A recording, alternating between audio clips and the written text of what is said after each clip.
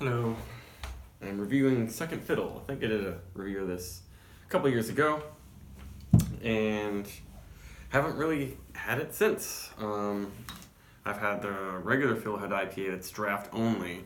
One of these days I'm going to get a keg and I'll do a review of it, or maybe I'll do a review at a bar or something. I love that beer, especially since they made it hazy like about a year and a half ago or something like that.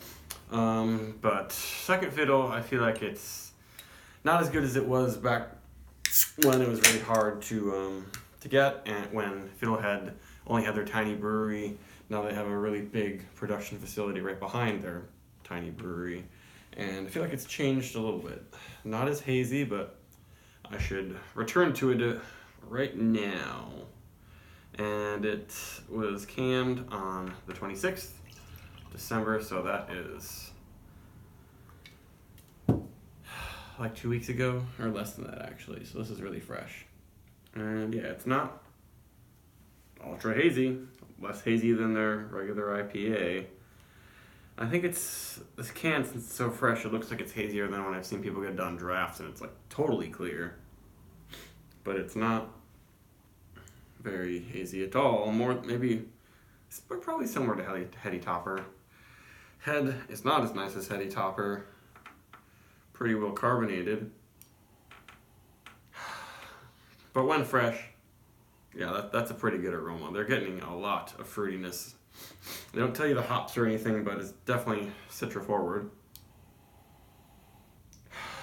And it smells pretty juicy. It's even beyond Lawson's, because Lawson's Sip of Sunshine and Double Sunshine, which I like more, that one was more floral. It wasn't as actually juicy smelling, but this smells really juicy.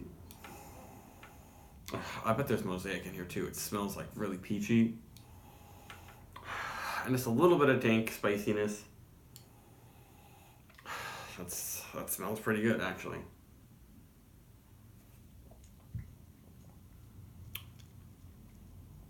And the flavor, it's cleaner and spicier, and not as much fruit in the flavor as the nose.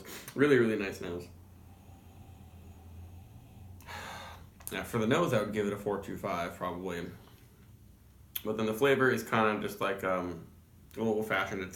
This actually reminds me a lot of like some really good half-acre one-off double IPAs.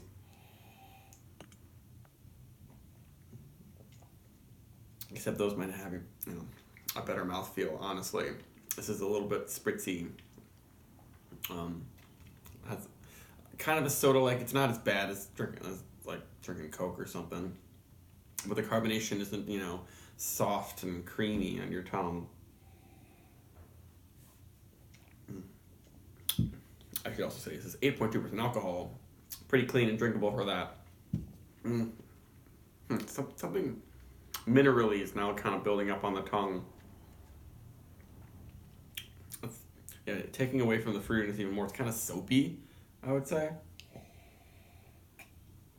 It's a very cold can, but I feel like the taste is not going to get more fruity. The smell is still really good, though. Yeah, just tropical, citrusy, big on the peach also. But I couldn't really give this more than a 4. It's a well-made beer, but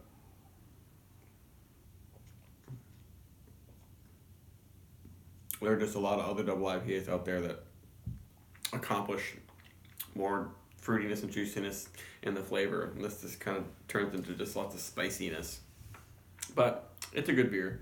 I wonder if they'll ever can their regular draft IPA, because that one is one of my favorites, and it's usually cheaper than a lot of the other hazy stuff you see on tap at bars. But I'm done. Goodbye.